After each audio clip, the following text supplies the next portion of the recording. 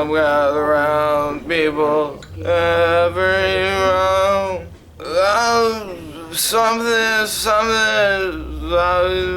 The bartender. How about another one of these? Am I right?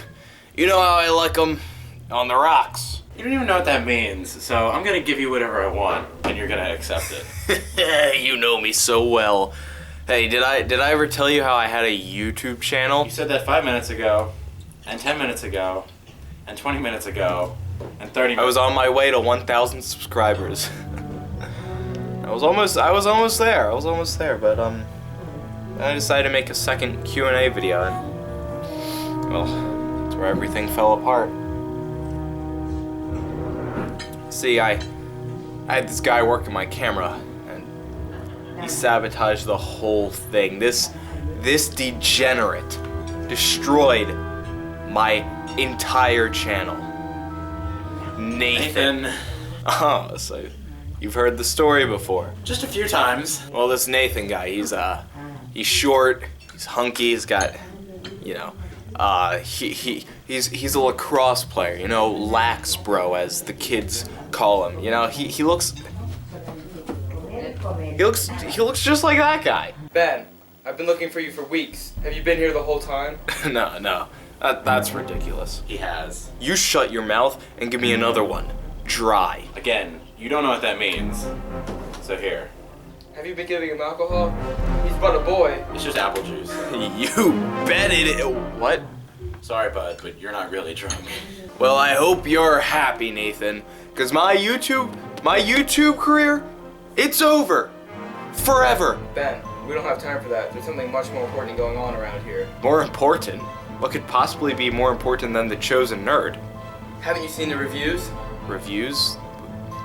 What reviews? Suicide Squad, Ben. It came out months ago. How have you not seen them? I haven't really been paying attention to the outside world. I've been way too busy getting drunk off of apple juice. The reviews, they're awful. They got a 26% on Rotten Tomatoes. My God. They've done it again. I always knew this day would come. I just hoped it wouldn't be so soon. You know what to do. No. If I'm gonna talk about Suicide Squad, I'm gonna have to go back. You don't mean. Oh, I mean. Ben, if you talk about these movies, you'll start a war. The fanboys will tear themselves apart. I need to do this, Nathan. I should have done this a long time ago. I need to review the DC Cinematic Universe movies. At least clean yourself up first, Ben. You look disgusting.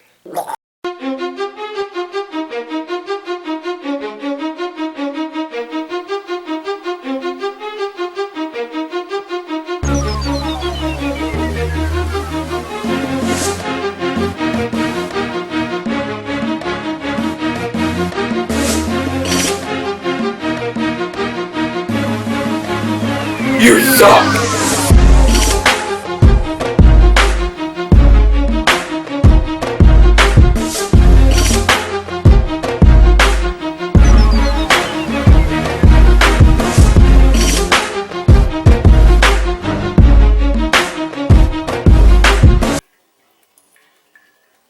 I'm suicidal, Ben. No, no.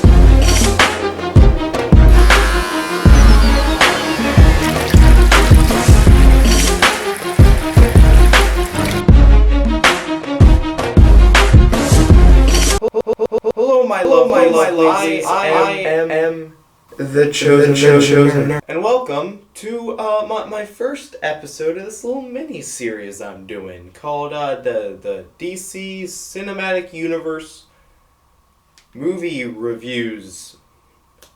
It's the official title. I just came up with it now. In this series, we're going to be focusing on Man of Steel, Batman v Superman, and Suicide Squad, and eventually, when they come out, Wonder Woman, Justice League, The Flash, Aquaman, Suicide Squad 2, Justice League 2, Man of Steel 2, Batman 2, Wonder Woman 2, Cyborg Flash Steel, Justice League, Wonder Woman 3. How long are they gonna make movies? But today we're gonna just be looking at the film that started it all.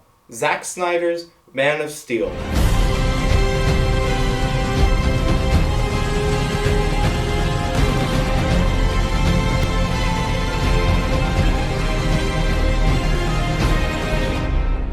I remember back in 2013, the hype for this film was huge. The Dark Knight trilogy had just concluded a year before, and seeing Christopher Nolan on board for this film was incredibly promising. Henry Cavill as Superman looked perfect. Zack Snyder as director, even with some past mistakes, looked really cool. Zod as a villain seemed exciting, and Hans Zimmer doing the soundtrack built up the hype even more. I mean, yeah, there were some things that seemed questionable at first, but as soon as that first teaser dropped, everyone was convinced this was going to be amazing. I mean, come on, how can you watch this trailer and not get excited?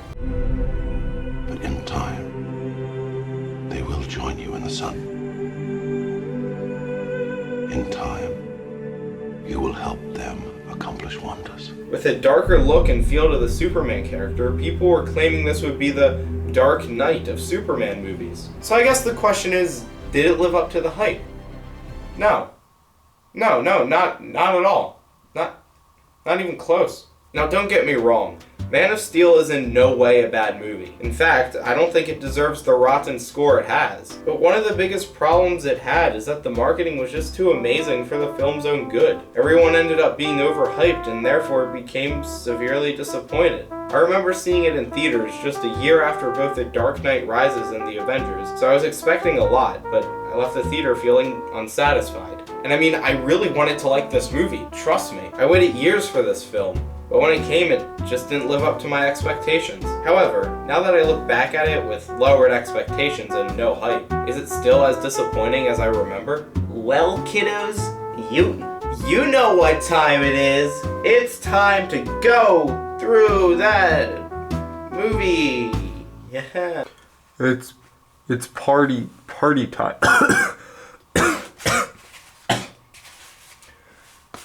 I'm very sick. The first scene begins with... this is kind of uncomfortable, actually. So Kal-El is born, and we get a good look at Krypton before, well, you know.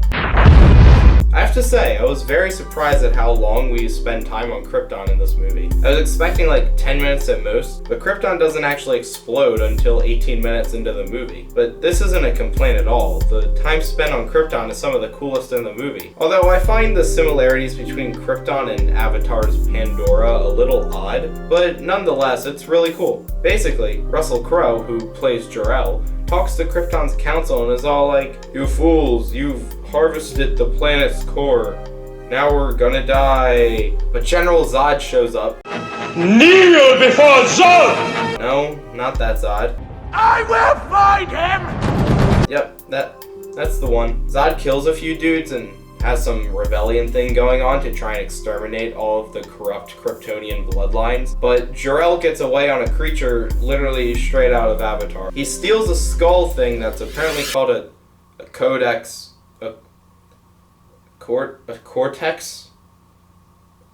Crash? He puts it inside baby Cal and decides to send him to good old planet Earth. Now this whole sequence is done beautifully. The action is exciting, Hans Zimmer's score is incredible, and it's just overall awesome, which is exactly how it should be.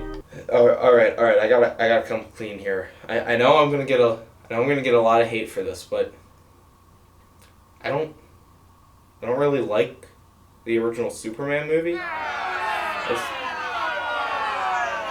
find it boring.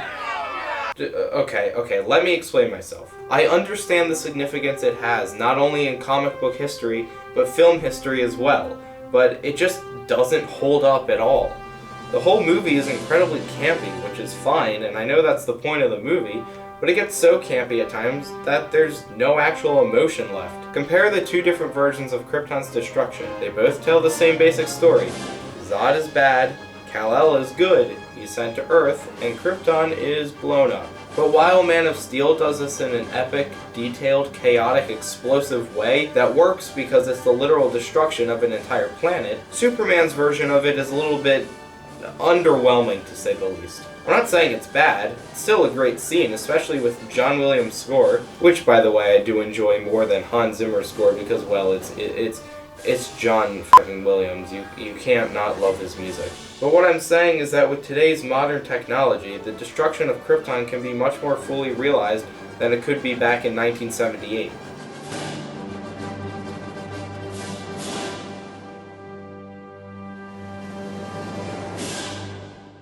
So they get ready for Cal to be sent to Earth, but Mamma Mia, Mamma May. Zod shows up and is looking for this Cortex thing, and Jor-El and Zod fight, and well, Zod wins.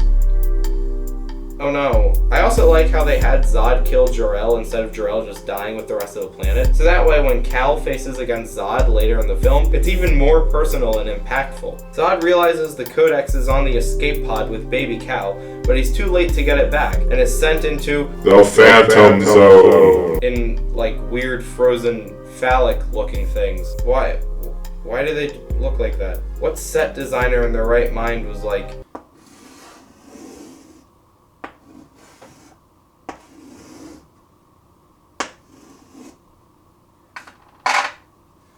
yeah, that's good. That's a good design. I like it a lot. Also, the scene here is really awkward. I will find him. I will find him, Lara. I will find him! So Krypton blows up and Cal lands on Earth, and bada bing, bada boom, we got ourselves a Superman movie.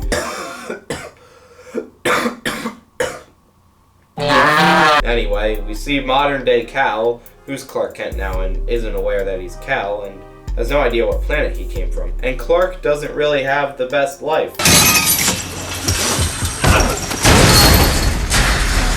Watch it, dumbass! Keep your eyes open, you're gonna get squashed! Oh, I get it, because he's Superman. So there's an oil rig explosion and Clark goes in to save the people on board. And this scene is pretty cool and easily sets up how he's obviously aware that he has superhuman powers, but isn't quite sure how strong he really is. The first half of this movie has a lot of flashbacks to Clark's childhood life, and it's done very well. Through these flashbacks, we meet Martha and Jonathan Kent, and see how Clark reacts to getting his powers. This scene of all of Clark's senses going crazy I love. It's just a cool way to show him trying to adjust to his powers. Right away, we have another flashback. This one is with Clark on a school bus, and there's a bully who looks like he's straight out of Cool Cat. I can bring you to school and take everyone's lunch money! Oh no! There's Butch the bully, and he's got the gun! Look! Come on! Dick splash. Oh, yeah, that's a good one. That's a good. I'll have to use that one later, actually. The school bus crashes into water and everyone's drowning. Oh no! What if Clark is just ditching everyone? Like, he's just using the escape door to get himself to safety, not to lift the bus out of the water? People complain that this Superman is too violent, but I mean, at least he's not letting kids die. Am I right? Zing! Waka waka. Oh no! What's happening? Oh, that's disgusting. What was I supposed to do? Just let him die?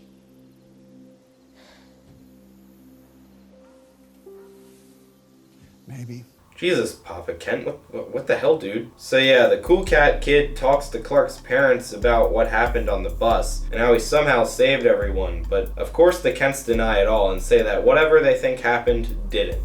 But Jonathan Kent talks to Clark about he should keep his powers a secret until the right time, because as soon as people find out what he can do, everything is going to change. Papa Kent decides to show Clark the spaceship he showed up in, and he also shows him the cocaine. Yeah, but obviously they don't know what it is. Clark now has a job working at a bar, and he overhears two military dudes talking about some mysterious object they found, which seems to interest Clark. So Clark decides to go find the mysterious object the military guys were talking about. This is when we're introduced to Lois Lane, played by Amy Adams. In this film, I think Lois Lane is great, and her character is used perfectly, where she's still useful and important to the plot, but she isn't forced into situations just to give Amy Adams more screen time. Look, let's get one thing straight, guys, okay? The only reason I'm here is because we're on Canadian soil and an appellate court overruled your injunction to keep me away. So if we're done measuring dicks, can you have your people show me what you found? Zing? Oh, okay, let's talk humor. Marvel movies are known for having humor in all of their films, and sometimes it works, but other times it just doesn't. For example, in Ant-Man, the Winter Soldier, and Civil War, humor is used often because it helps us relate to the characters and makes them easier to like. Having likable heroes is important to any movie, and a good way to make a character likable is to give them a good sense of humor, because who doesn't like that? However, when things get intense, the humor is usually dialed back a bit so it doesn't detract from the seriousness of the situation. But sometimes, humor can be used incorrectly, such as in Age of Ultron. The whole film, there are jokes every other line, and during some scenes it's fantastic and a blast to watch. Come on, Cap.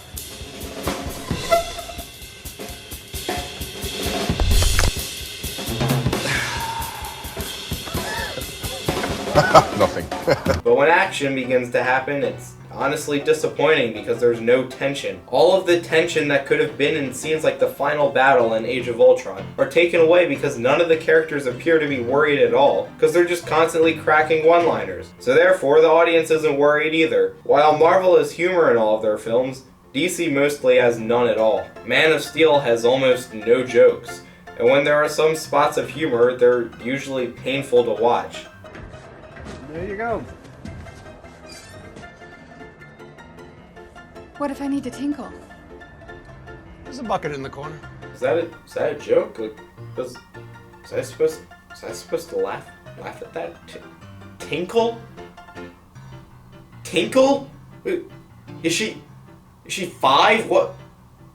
I mean, at least there's only about 5 of these jokes in here, but when they happen, they hurt. I think that the absence of humor isn't really a problem. In fact, I think it's a nice contrast to the Marvel films. While Marvel is fun and lighthearted, DC is dark and takes itself seriously, which usually works well. For now, we're gonna move on. Oh yeah, Clark managed to get a job at this government place too. How does this guy find and get jobs so easily? Anyways, Lois decides to get some pictures of the mysterious object in the ice, but she spots Clark walking towards it. She follows him into the mysterious object, which turns out to be an abandoned spaceship from Krypton. So this weird Kryptonian robot thing whips Lois, but Clark comes along and saves her, and then heals her by shutting her wound by burning it with his laser vision. He leaves her behind and somehow, I don't know how, he figures out how to fly the spaceship and he skedaddles on out of there. Lois tries to write a paper about Clark and how he's an alien, but her boss at the Daily Planet, Perry White, says it's ridiculous. I love Lawrence Fishburne as Perry White in both this and Batman v Superman. He really is the comedic relief of both films, and he's probably the only one who does comedy correctly. Now we're back to Clark exploring the Kryptonian ship, and he ends up finding the hologram of his dad. Well, his real dad, not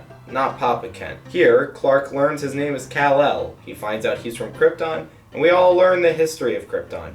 Basically, the ship they're standing in is an outpost that was sent by the Kryptonians thousands of years ago to search for a new crap, you know what I'm trying to say. To expand to and colonize using their atmosphere technology. But the whole expansion thing was soon abandoned by Kryptonians, and instead they decided to harvest their planet's core for energy. They also didn't have any natural births, which is kind of weird and doesn't really have a reason behind it, but the important thing is that Kal is the first natural birth in centuries. Jor-El shows him his suit and oh my god, this shot is so cool! And Jor-El tells him how he was sent here to use his powers to guide the people of Earth into the right direction, which clashes with Jonathan's ideology, which was basically, dude, you better keep that a secret or they'll all hate you. Finally, we get to see Clark step into the Superman suit. No red underwear and all, and we get to see him fly. Oh, never mind. I do love that though, where he hasn't realized his full potential yet, and you can see him struggling to get higher, but he doesn't have the power to do it right away. But when he does summon up that power, holy mother of God. Every time I watch this scene of him first flying, I have to smile, because I mean, it's so Superman.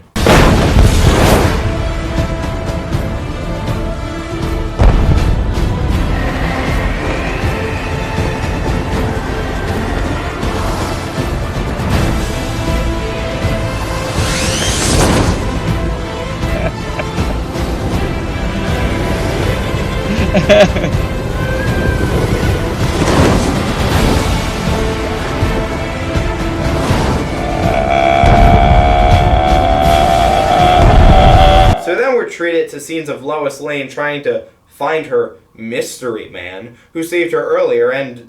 Looking for Pete Ross, do you know him? Yeah, he works at the IHOP. Oh, Jesus Christ. I completely forgot about the awful product placement in this movie. I'm being 100% serious when I say this. I don't think I've ever seen worse product placement in a film. They literally take company names, tear your jaw open, and shove it down your throat until you can't breathe. But yeah, we'll get to that a bit later. But anyway, Lois finds Clark and she sees Papa Kent's grave. Through another flashback, we find out he died in a tornado, and even though Clark could have easily saved him, Jonathan told him not to, because he doesn't want people to see his powers, so Clark lets him die. But hey, at least the dog is okay. This scene caused a lot of controversy among the comic book community, because in most incarnations of the Superman origin story, Jonathan dies of a heart attack. I do prefer the heart attack death just because of how it affects Clark's character. Clark has all these powers and is basically a god and is practically unstoppable, and he can do almost anything. But even with all these powers, with all these abilities, what is the one thing he can't do? The super strength and flying and laser eyes came to no use when Jonathan Kent had a heart attack. Superman can save the world, he can detect when a bomb is about to go off. He can beat any bad guy and stop crimes before they even happen. But no matter what circumstance, he can't stop his father from dying. I think this is just perfect because it makes Superman, well, not so super. Sure, he's still powerful and world-saving almost any other time, but here, he's completely powerless. And that's why this original version of killing Jonathan Kent is so perfect and heartbreaking. All those things I can do. All those powers.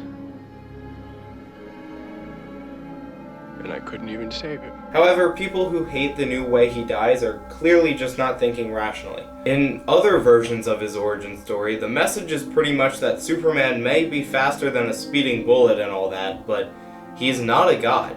He can't always stop death. Here, the theme is more that he is a god, but he has to learn how to control his abilities and restrain himself from, well, you know. That's why this death where Jonathan chooses to let Clark let him die works better in this specific movie than the original death would in the same film. Clark sums it up right here for anyone who somehow didn't understand it. I let my father die because I trusted him. Because he was convinced that I had to wait. That the world was not ready. What do you think? Luckily, Clark convinces Lois to keep everything a secret because he doesn't want his story told, so she decides to close the case. This scene here of Clark and Martha reuniting and him telling her about how he found out where he's from is one of my favorite scenes, actually. What I've noticed from this movie is that there's a lot of quiet moments, and these quiet moments are the best part of the movie. They're a great contrast to when something big and impactful happens. Honestly, so far I'm loving this movie. The pacing is great, the quiet character moments are fantastic, the special effects are amazing, and the music just tops it all off. The action scenes are great, and spaced out perfectly. Really, I can't even remember why I was disappointed with this movie.